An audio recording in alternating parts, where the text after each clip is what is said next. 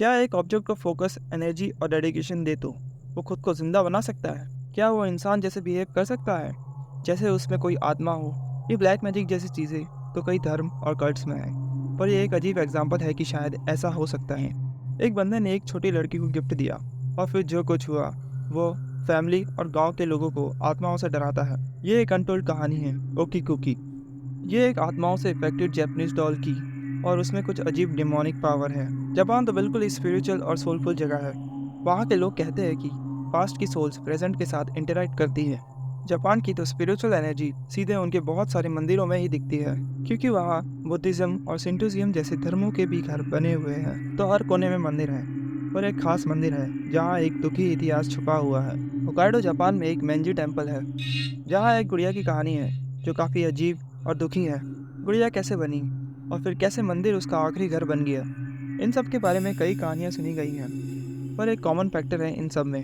तो मैं ट्राई कर रहा हूँ सबसे ज़्यादा मानी जाने वाली कहानी बताने की, ताकि मैं इस लेजेंड के प्रति सच्चा रहूँ। 1918 का ईयर है।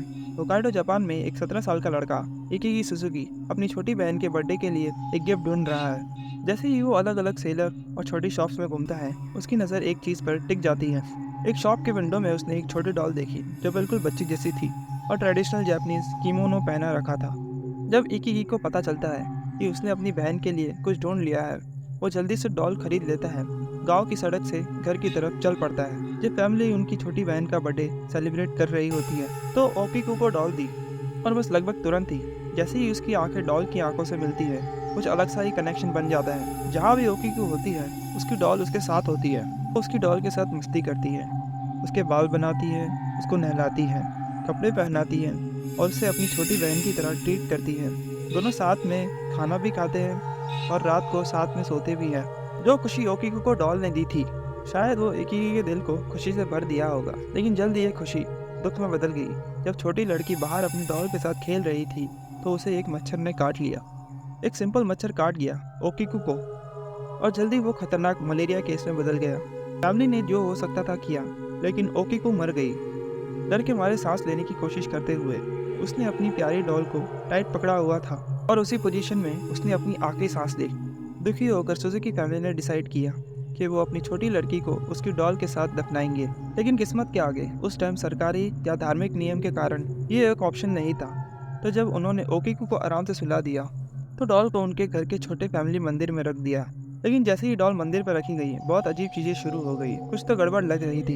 एक दिन जब इकिगी मंदिर के पास से जा रहा था, तो उसने नोटिस किया कि डॉल के बाल उससे कहीं ज्यादा लंबे लग रहे थे। जब वो पहली बार वहां रखी गई थी, पहले डॉल के शोल्डर तक थे, काले थे, और वो अब बढ़ने लगे थे।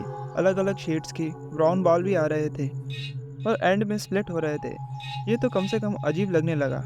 तो उसने अपने मम्मी पापा को बताया, और क्या करे इसलिए कंफ्यूज होकर उन्होंने डॉल के बाल काट दिए। दिन गुजरने लगे और रात में फैमिली को उनकी बेटी ओकीकू के डरावने सपने आने लगे। कभी कभी वो अंधेरे में डर कर अकेली होती, उन्हें बुला रही होती, सिर्फ उसकी आवाज़ से पहचानी जाती। बाकी टाइम वो जो उसके साथ हुआ उसके लिए गिल्टी फील कराती। और जल्दी सबको लगने लगा कि ओकीकू की आत्मा को शांति नहीं मिली। इन नाइटमेयर्स के बाद उनके बेड के पास दिखाई देती।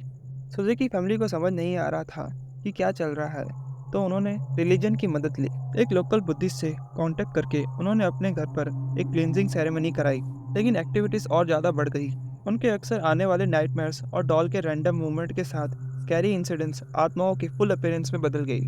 जब वो जाग रहे होते, तो उन्हें घर में ठक ठक की आवाज़ और एक छोटी लड़की की रोने की आवाज़ सुनाई देती।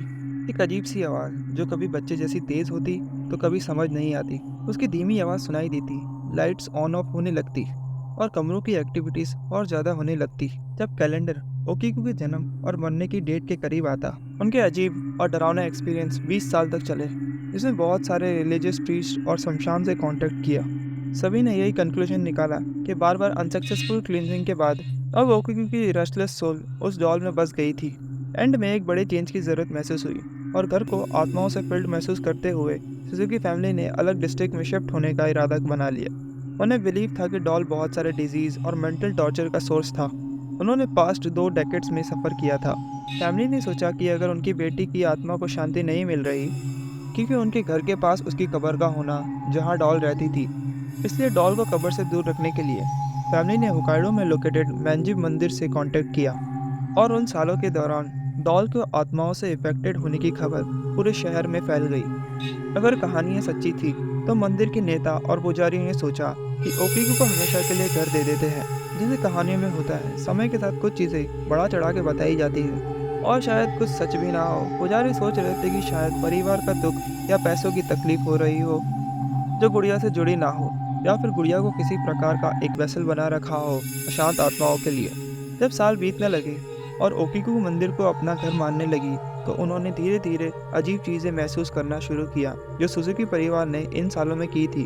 ओकीको के बाल बढ़ते जा रहे थे जो पुजारियों को हैरान कर रहे थे।